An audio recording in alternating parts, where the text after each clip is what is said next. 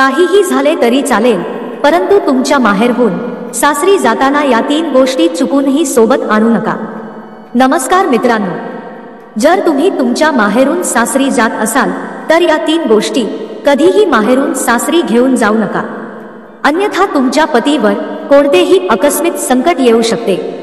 तुमचा पती आजारी पडू शकतो किंवा तुमच्या घरातील धनाचा नाश सुद्धा होऊ शकतो. तर या 3 गोष्टी कोणत्या आहेत ज्या कधीही माहेरून सासरी घेऊन जाऊ नये? त्यामुळे तुम्ही ही कथा जर लक्षपूर्वक शेवटपर्यंत ऐकली, व्यवस्थित समजून घेतली तर तुमच्या घरावर कोणत्याही प्रकारचे संकट येणार नाही. तुमचा नवरा तुमच्या सोबत कधीही भांडण करणार नाही. तुमचा पती तुमची साथ कधीही सोडणार नाही. तर आजच्या या ज्ञानवर्धक कथेला सुरुवात करूया.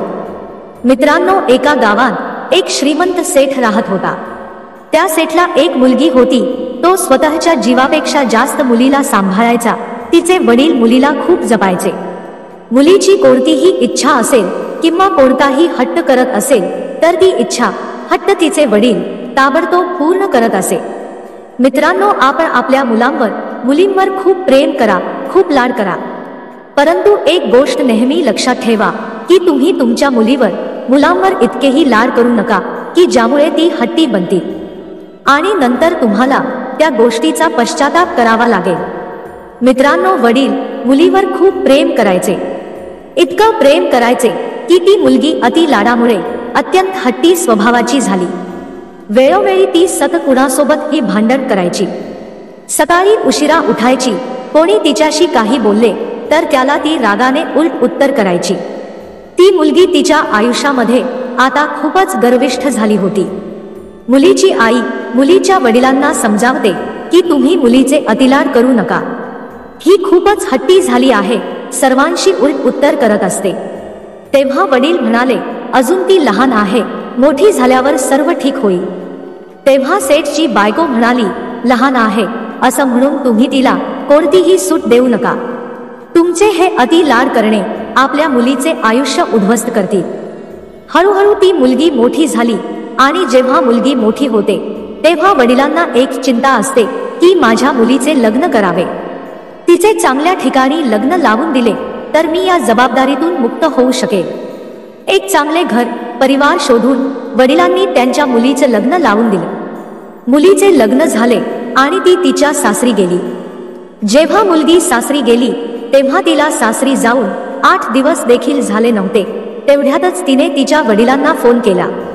वडिलांनी फोन उचलला. म्हणाले, मुली कशी आहेस? सांग बाळा. मुलगी म्हणाली, बाबा कशी आहे, काय आहे, काहीही विचारू नका. मी इथे खूपच त्रास सहन करत आहे. वडील म्हणाले, काय झाले? 8 दिवसातच असे नेमके काय झाले की ज्यामुळे तुझी अशी अवस्था झाली आहे? मुलगी म्हणाली, हो बाबा, मी इथे 1 मिनिट देखील थांबू शकत नाही. तुम्ही आत्ताच इथे या आणि मला घरी घेऊन चला. मी या नरकात राहू शकत नाही. वडील म्हणाले, हो मुली, पण तू असे का म्हणत आहेस? मुलगी म्हणते, हे सर्व काही व्यर्थ आहे. जर तुम्हाला मला जिवंत बघायचे असेल तर तुम्ही आत्ताच्या आता जसे आहात त्या अवस्थेत इकडे या आणि मला इथून घेऊन चला. वडील म्हणाले, पण मी तर तुझ्यासाठी खूप चांगलं कुटुंब पाहिले होते. तुझ्या सासरी खूप जास्त हुंडा सुद्धा दिला होता. सर्व काही दिले होतं. त्यानंतर अगदी आनंदाने तुझं लग्न लावून दिले. पूर्ण नगरामध्ये असे लग्न कोणीही लावून दिले नव्हते. आणि तू आता या 8 दिवसांमध्ये असे काय म्हणत आहेस?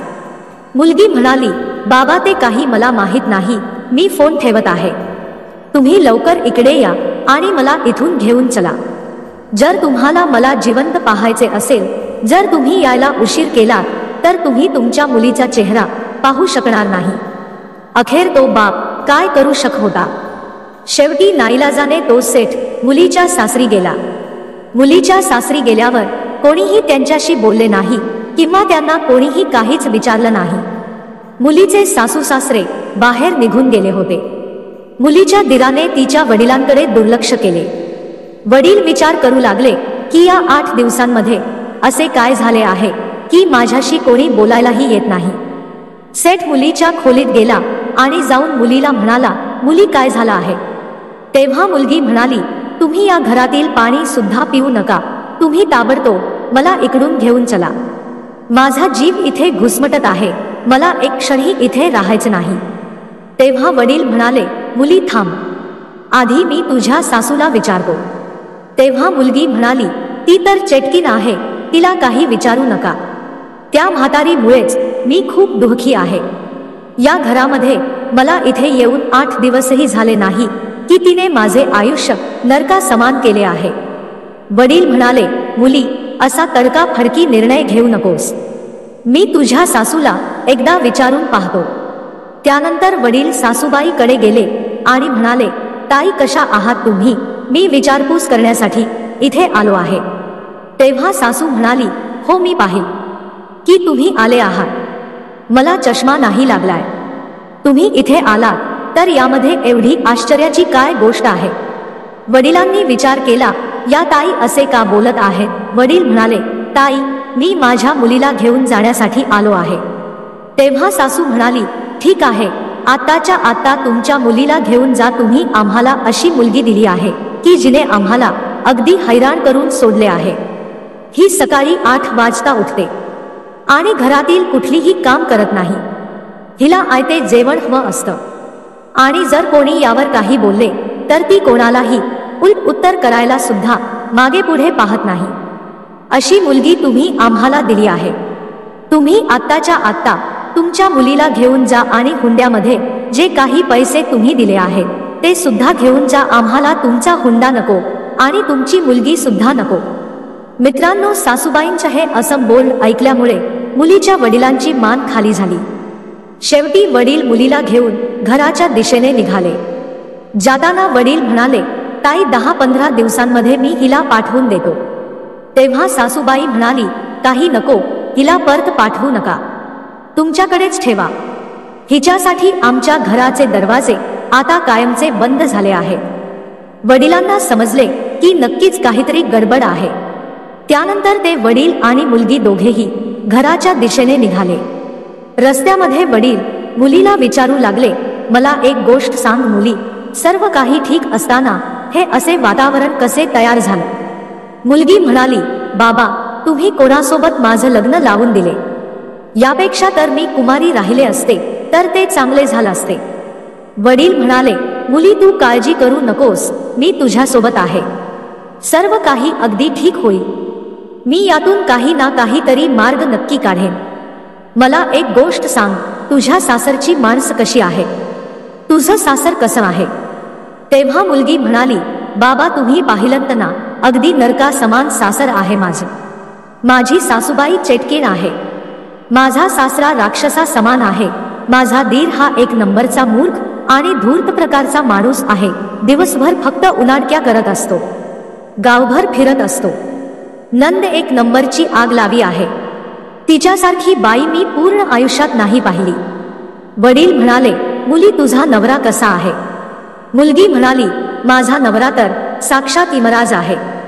वडील विचार करू लागले की नवरा यमराज आहे, सासरा राक्षस आहे, सासू चेटकीन आहे, दीर मूर्ख आणि उनाड आहे, नंद आग लावी आहे. त्यानंतर वडिलांनी मुलीला विचारलं, मुली तुझे शेजारी कसे आहेत. तेव्हा मुलगी म्हणाली, खूप बदमाश आहेत.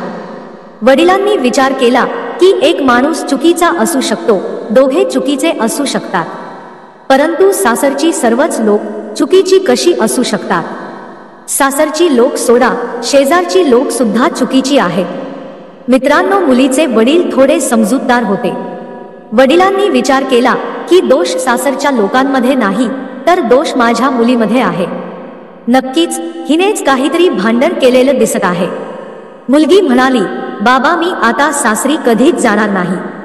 तेव्हा वडील म्हणाले, ठीक आहे मुली, तू सासरी कधीच जाऊ नकोस, हे तुझ्या वडिलांचे घर आहे. तुला जितका वेळ हवा आहे तितका वेळ तू माहेरी राहा. आपल्या घरी तुला कोणत्याही गोष्टीची कमतरता भासणार नाही. जेव्हा वडील मुलीला घेऊन घरी पोहोचले तेव्हा त्या सेठच्या मुलाच्या बायकोने पाहिले की नंदबाई घरी आली आहे.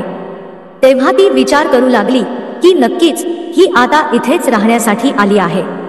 मित्रांनो, लक्षात ठेवा, जेव्हा तुम्ही 4 दिवसासाठी माहेरी जाता तेव्हा वहिनी तुमचा आदर सत्कार ठेवते.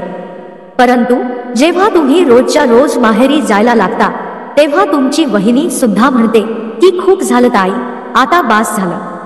आणि शेवटी तेच झाले. जेव्हा त्या सेठची मुलगी 10-12 दिवस घरी राहते तेव्हा तिची वहिनी तिच्यावर राग करू लागते. सुरुवातीला तर ती तिला काहीच काम करायला सांगत नव्हती, परंतु आता मात्र तिची वहिनी तिला खूप सारी काम करायला सांगते. तसेच तिच्याशी नीट बोलत नसते. तेव्हा ती मुलगी म्हणते, वहिनी तू माझ्यासोबत असं का वागतेस? आधी तर माझ्यासोबत तू खूप प्रेमाने वागायची, परंतु आता तुला काय झालं आहे? तेव्हा सुनबाई म्हणते, आधी हे घर तुझं होत, परंतु आता तुझं लग्न झालं आहे आणि तुझं सासर म्हणजे ते तुझे हक्काचे घर आहे. परंतु तू तर आता तुझं सासर सोडून इकडे आली आहेस, त्यामुळे आता तुला इथे आरामात बसून खायला मिळणार नाही. मुलगी विचार करू लागली की वहिनीचा स्वभाव अचानकच बदलला आहे. मित्रांनो, एक गोष्ट लक्षात ठेवा, मुलगी जर माहेरी अधिक काळ राहत असेल तर तिचा मानसन्मान कमी होत असतो. परंतु तीच मुलगी जर सासरी राहत असेल आणि माहेरी फक्त 1 ते 2 दिवसांसाठी किंवा काही कार्यक्रमासाठी काही काळासाठी जात असेल तर तिच्या सन्मानामध्ये भर पडत असते. उठसूट माहेरी जाणाऱ्या मुलीचा मानसन्मान कमी होणारच आहे. अचानकच वहिनीचा बदललेला स्वभाव पाहून शेठच्या मुलीला खूपच चिंता वाटू लागली. आता तर गावातील लोक सुद्धा शेठच्या मुलीला विचारू लागले होते की तुझ्या सासरची लोक तुला न्यायला येत नाहीत का? तिच्या मैत्रिणी तिला विचारायच्या की तू बरेच दिवस झाले इकडेच राहतेस, भाऊजी तुला न्यायला येत नाहीत का? आता ती मुलगी कुठेही जायची, लग्नाला जायची, मंदिरात, बाजारात, जिथे कुठे जायची, जो पण तिला ओळखीचा व्यक्ती भेटायचा तो फक्त हेच विचारायचा की तुझा नवरा तुला नेण्यासाठी येत नाही का? तुला सोडून दिले आहे का? मुलगी विचारू लागली की मी सासरी होते तेच बरे होते, इकडे येऊन जगणे तर आणखीच कठीण झाले आहे. मला तर आता सर्वजण कुठेही फक्त हेच विचारत असतात की नवरा तुला न्यायला येत नाही का? फक्त लोकांना ह्याच गोष्टीची काळजी आहे की आमच्यामध्ये भांडण चालू आहे का? मी तर एका मोठ्या संकटात सापडले आहे. सर्वत्र आता फक्त हीच चर्चा होऊ लागली होती की ही मुलगी माहेरीच राहत आहे, ती तिच्या सासरी जात नाही. लोक असं सुद्धा म्हणायचे की त्या मुलीचा स्वभावच तसा होता, ती प्रत्येकाला उलट उत्तर करायची, खूप फाटक्या तोंडाची होती. ही सासरी सुद्धा असेच वागत असेल, त्यामुळेच तिच्यासोबत हे असं झालं आहे. मित्रांनो, एके दिवशी वडिलांनी पाहिले की त्यांची मुलगी उदास बसलेली आहे. तेव्हा त्यांनी मुलीला विचारले की काय झालं आहे? तेव्हा मुलगी म्हणाली, काय सांगू बाबा, माझं सासर तर अगदी नरका समान आहेच, परंतु मला वाटले होते की मी माहेरी अगदी आनंदाने राहील, परंतु लग्नानंतर जशी मी माहेरी आले तेव्हापासून इथे माझी सर्व इज्जत संपली आहे. जो माझ्याकडे पाहतो तो फक्त संशयाच्या नजरेने पाहत असतो. ज्याच्या सोबतही मी बोलायला जाते त्याचा पहिला प्रश्न हाच असतो की भाऊजी कुठे आहेत? सासरची माणसं कुठे आहेत? भाऊजी तुला न्यायला येत नाहीत का? या सर्व प्रश्नांनी मला हैराण करून टाकले आहे. यापेक्षा तर चांगले हे असते बाबा की माझं लग्नच झालं नसते. तेव्हा मुलीच हे बोलणं ऐकल्यानंतर वडील म्हणाले, मुली तू एक काम करशील का? आपल्या नगरामध्ये एक महाराज आले आहेत, ते खूप ज्ञानी संत आहेत. मी तुझ्या बाबतीत त्यांच्यासोबत बोललो आहे आणि तुझी सर्व परिस्थिती ऐकल्यानंतर त्या महाराजांनी मला एक मंत्र दिला आहे. महाराजांनी मला सांगितलं आहे की जर तुमच्या मुलीने या मंत्राचा जप 6 महिने केला तर सासरची सर्व लोक तिच्या मुठ्ठीत असतील. मुलगी म्हणाली, हे खरं आहे का बाबा?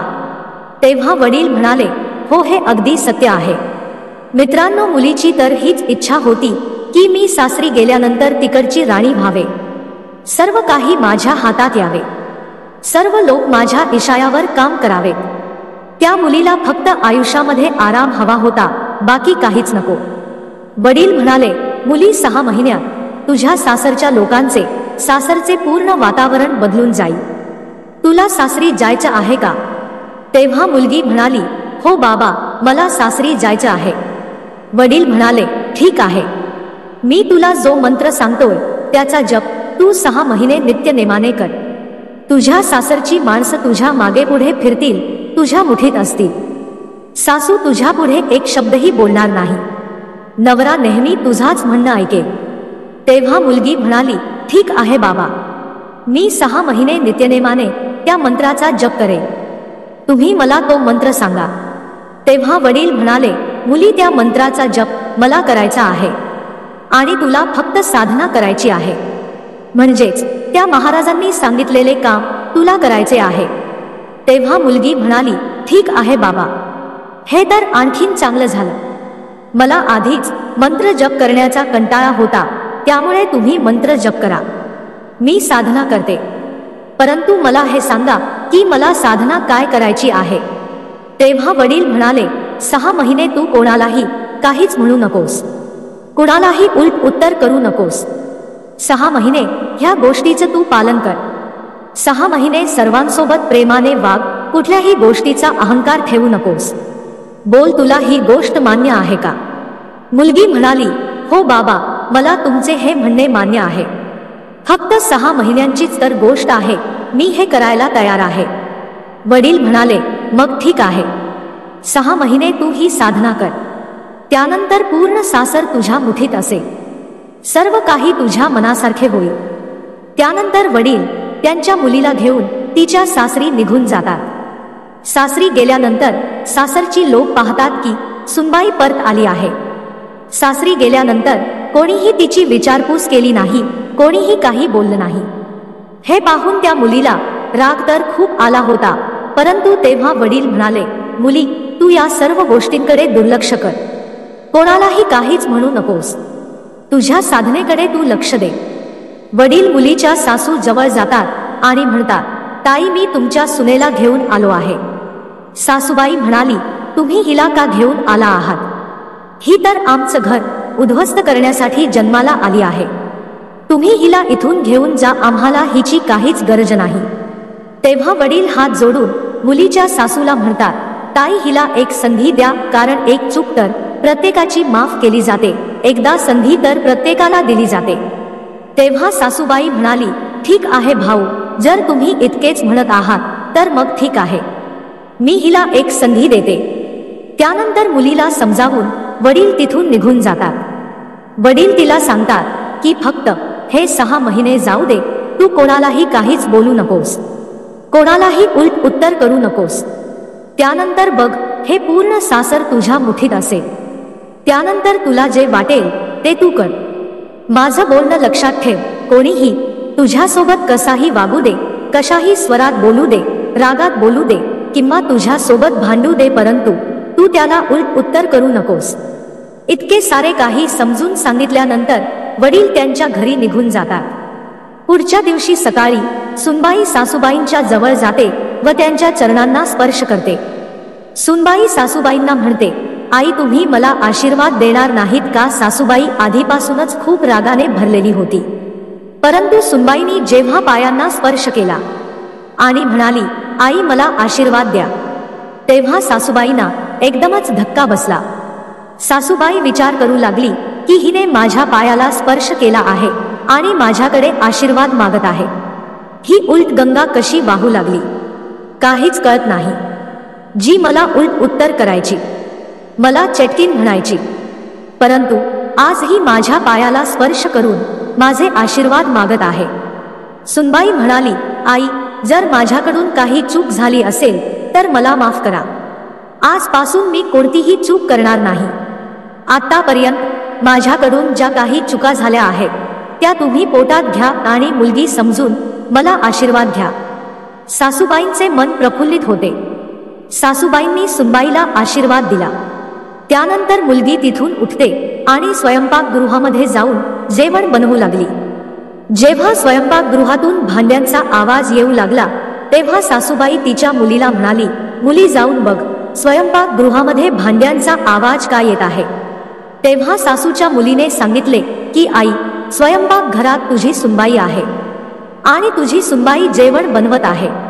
तिने सर्वांसाठी अन्न शिजवले आणि सासूबाईंना वाढले. सुनबाईने जेवण बनवले आहे. हे पाहून सासूबाई खूपच खुश झाली. इतक्यातच तिचा सासरा घरी येतो. तेव्हा मुलगी सास्याच्या पाया पडते आणि म्हणते, बाबा, जर माझ्याकडून काही चूक झाली असेल तर मला माफ करा. व त्यानंतर सुनबाई सास्यांसाठी जेवणाचे ताट घेऊन येते. सासरा हा सर्व प्रकार पाहतच असतो. तो विचार करत असतो, ही आमची तीच सुनबाई आहे का, जी आम्ही एक शब्द जरी बोललो तरी आम्हाला उलट उत्तर करत असे. परंतु आज ही माझ्या पायांना स्पर्श करत आहे, चक्क माझ्या पाया पडत आहे. आता त्या सेठची मुलगी सकाळी लवकर उठू लागली होती. जी सकाळी 8 वाजता उठायची ती आता 6 वाजता उठू लागली होती. सर्व घरातील काम आवरायची, नव्याची सेवा करायची, दिराची काळजी घ्यायची, नंदची सुद्धा काळजी घ्यायची, सर्वांना वेळेवर जेवण द्यायची. शेठच्या मुलीला वडिलांचं बोलणं चांगलं लक्षात होतं की कोणी कितीही काहीही बोलू द्या, कोणालाही उलट उत्तर करायचं नाही, सर्वांसोबत प्रेमाने वागायचं. जेव्हा आधी तिला कोणी काही बोलायचे तेव्हा तिला खूप राग यायचा, परंतु तेव्हा तिला वडिलांचे शब्द आठवायचे की तू साधनेचा भंग करू नकोस, प्रत्येकासोबत प्रेमपूर्वक वाग. मग 6 महिन्यानंतर सर्व लोक तुझ्या मुठीत असतील, तुझ्या मागे पुढे करत असतील. फक्त 6 महिन्यांची गोष्ट आहे, त्यामुळे मुलगी विचार करायची की फक्त 6 महिन्यांचीच तर गोष्ट आहे, त्यानंतर मी एकेकाला पाहून घेईन. अशाच प्रकारे ती मुलगी सर्वांची सेवा करत होती, सर्वांची काळजी घेत होती. आणि अशा प्रकारे जेव्हा 1 महिना पूर्ण झाला तेव्हा सासूबाईंनी त्यांच्या सुनबाईला जवळ बोलावले आणि घराच्या सर्व चाव्या तिच्याजवळ दिल्या आणि म्हणाली, सुनबाई, तू माझी सुनबाई नसून माझी मुलगी आहेस. तुझ्या रूपाने माझ्या घरात आज लक्ष्मी आली आहे आणि म्हणूनच आजपासून घराची सर्व जबाबदारी मी तुझ्याकडे सोपवते आहे. तेव्हा मुलीने लगेचच त्या सर्व चाव्या स्वतःजवळ घेतल्या. ताता शेठची मुलगी खूपच आनंदी झाली होती. सासूबाईंनी मुलाला बोलावलं आणि सांगितलं की आजपासून तू जे काही पैसे कमावून आणशील ते सर्व तुझ्या बायकोकडे द्यायचे, कारण ही आता या घराची सुनबाई नसून घराची लक्ष्मी आहे आणि आता या घराची सर्व जबाबदारी तिच्यावर आहे. सासूबाईंचे हे बोलणं ऐकल्यामुळे शेठच्या मुलीच्या आनंदाला सीमा राहिल्या नाहीत. तिला आता वडिलांच्या बोलण्यावर विश्वास बसू लागला. ती विचार करू लागली की खरंच त्या महाराजांनी सांगितलेल्या मंत्राचा फरक दिसत आहे. 1 महिन्यामध्येच सर्व काही माझ्या बाजूने घडताना दिसत आहे. वडिलांनी तर मला हेच सांगितलं होतं की 6 महिने लागतील, परंतु आता तर 1 महिना झाला आहे आणि 1 महिन्यातच परिणाम दिसत आहे. आता मी या घराची राणी बनली आहे. सर्व घराच्या चाव्या माझ्याकडे आल्या आहेत. सर्व लोक माझ्यानुसारच वागत आहेत आणि मला दुसरे काय हवं होतं, हेच तर हवं होतं. ती मुलगी आता खूपच खुश होती, परंतु तिच्या आत अजूनही राग भरलेला होता, कारण 6 महिन्यानंतर तिच्या सासरची लोक तिला जे काही बोलले ती त्याचा हिशोब चुकता करणार होती. त्यानंतर ती मुलगी वडिलांच्या सांगण्यानुसार खूप चांगल्या प्रकारे सासरच्या लोकांसोबत वागत होती. आता सासरची लोक तिचे कौतुक करू लागले होते. शेजारची लोक सुद्धा सुनबाईचे कौतुक करू लागले होते. हळूहळू 2 महिने निघून गेले आणि जसे 2 महिने झाले तेव्हा शेठच्या मुलीचे सर्व विचारच बदलले. तिच्यामध्ये प्रेमाची भावना जागृत झाली. तिचा चांगला स्वभाव निर्माण झाला. काही दिवसानंतर श्रावण महिना येतो. तेव्हा सेठचा मुलगा म्हणजेच त्या मुलीचा भाऊ तिला नेण्यासाठी तिच्या सासरी येतो आणि बहिणीला म्हणतो, ताई, श्रावण महिना आला आहे, तू तयार हो, मी तुला नेण्यासाठी आलो आहे. तेव्हा ती मुलगी म्हणाली, तू आधी माझ्या सासूबाईंना जाऊन विचार. तेव्हा मुलीचा भाऊ सासू जवळ गेला आणि विचारू लागला, आई, श्रावण महिना आला आहे आणि मी माझ्या बहिणीला माहेरी घेऊन जाण्यासाठी आलो आहे. तेव्हा सासू म्हणाली, ठीक आहे बाळा, लग्नानंतरचा हा तिचा पहिलाच श्रावण आहे आणि आता सर्व सणांना सुरुवात होणार आहे, त्यामुळे तू तुझ्या बहिणीला घरी घेऊन जा, परंतु लक्षात ठेव, रक्षाबंधन झाल्यानंतर दुसऱ्याच दिवशी तिला घेऊन ये, कारण तिच्याशिवाय आमच्या घराला शोभा नाही. ही तर आमच्या घराची लक्ष्मी आहे. जेव्हा ही लक्ष्मी आमच्या घरातून जाईल तेव्हा आम्हाला चैन पडणार नाही. सासूबाईंच्या या बोलण्यावरून मित्रांनो तुम्ही अंदाज लावू शकता की वडिलांनी मुलीला जसे वागायला सांगितलं होतं त्यामुळे सर्वांच्या वागण्यामध्ये किती फरक पडला होता। त्यानंतर शेठची ती मुलगी भावासोबत तिच्या माहेरी येते।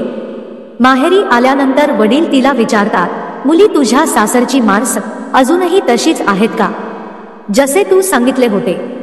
तेव्हा मुलगी म्हणते, नाही बाबा, तुम्ही त्यांच्याबद्दल असे शब्द उच्चारू नका। ते राक्षस नाहीत, मूर्ख किंवा चेटकीण नाहीत, ते तर माझे आई वडील आणि भाऊ आहेत। माझी सासूबाई आई समान माझ्यावर प्रेम करते, माझे सासरे वडिलांसारखे मला जपत असतात आणि माझा दीर एका भावाप्रमाणे माझी काळजी घेत असतो। सर्वजण खूप चांगले आहेत। माझा नवरा माझी खूप काळजी घेत असतो, मला काय हवंय काय नको याची तो काळजी घेत असतो।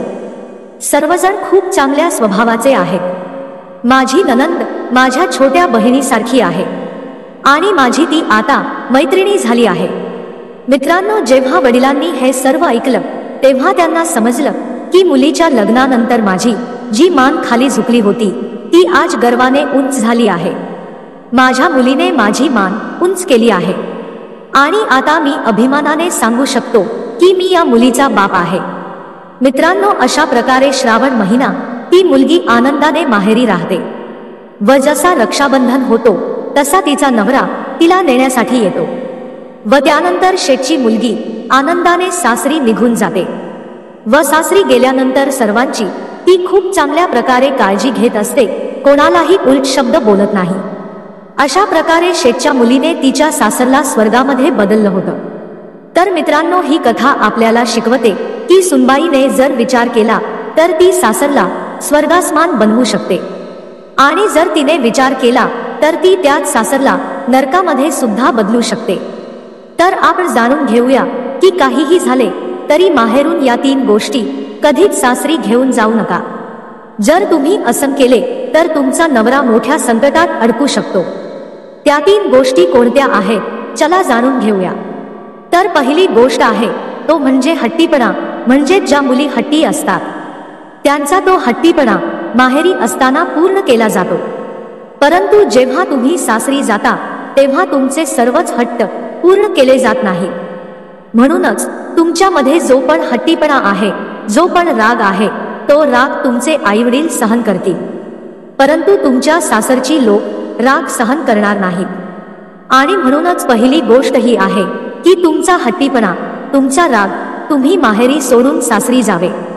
दुसरी गोष्ट आहे ती म्हणजे भांडण करण्याची वृत्ती। जेव्हा तुम्ही माहेरी असता तेव्हा तुमच्या आईवडिलांसोबत, भावासोबत किंवा शेजाऱ्यांसोबत भांडण करत असता, तेव्हा तुमचे हे भांडण तुमच्या माहेरची माणसं सहन करतात।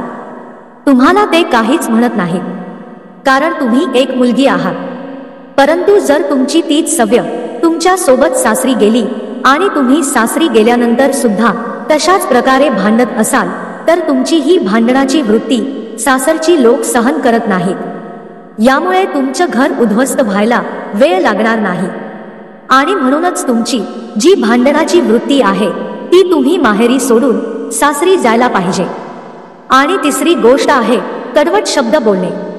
म्हणजेच माहेरी असताना जे तुम्ही तुमच्या आईवडिलांसोबत, भावांसोबत जे कठोर बोलायचे ते शब्द तुमच्या माहेरी सहन केले गेले, परंतु तसे शब्द सासरी सहन केले जात नाहीत। जर तुम्ही सासरी असे शब्द वापरत असाल तर घरामध्ये भांडण व्हायला वेळ लागणार नाही। यामुळे घराची शांतता भंगून जाईल आणि घराचे वातावरण पूर्णपणे उद्ध्वस्त होईल। जर तुम्ही असे कडवट शब्द तुमच्या नवऱ्याला बोलत असाल तर तुमच्यामध्ये भांडण होतील। नवरा जेव्हा बाहेरून घरी येतो आणि तुम्ही त्याच्यासोबत अशा प्रकारे बोलता तेव्हा याचा परिणाम त्याच्या आरोग्यावर सुद्धा होत असतो। नवरा तुमच्या त्या शब्दांचा सारखा विचार करत असतो, त्याच्या आतमध्ये तो गुदमरल्यासारखा राहू लागतो। त्याचं नीट जेवणाकडे, आरोग्याकडे लक्ष राहत नाही, ज्यामुळे अनेक रोग, आजार त्याच्या शरीरामध्ये घर करू लागतात व त्यामुळे तुमचा पती सारखा आजारी पडू लागतो आणि म्हणूनच याचा त्रास पुढे जाऊन तुम्हाला सहन करावा लागतो। त्यामुळे तुम्ही माहेरून सासरी जाताना तुमच्यासोबत तुमच्या स्वभावात असलेला कडवटपणा सुद्धा घेऊन जाऊ नका। तर मित्रांनो, ह्याच त्या 3 गोष्टी होत्या ज्या माहेरून सासरी जाताना तुम्ही घेऊन जाऊ नका। तर आपल्याला ही माहिती आवडल्यास लाईक आणि सबस्क्राईब चॅनेल नक्की करा। श्री स्वामी समर्थ।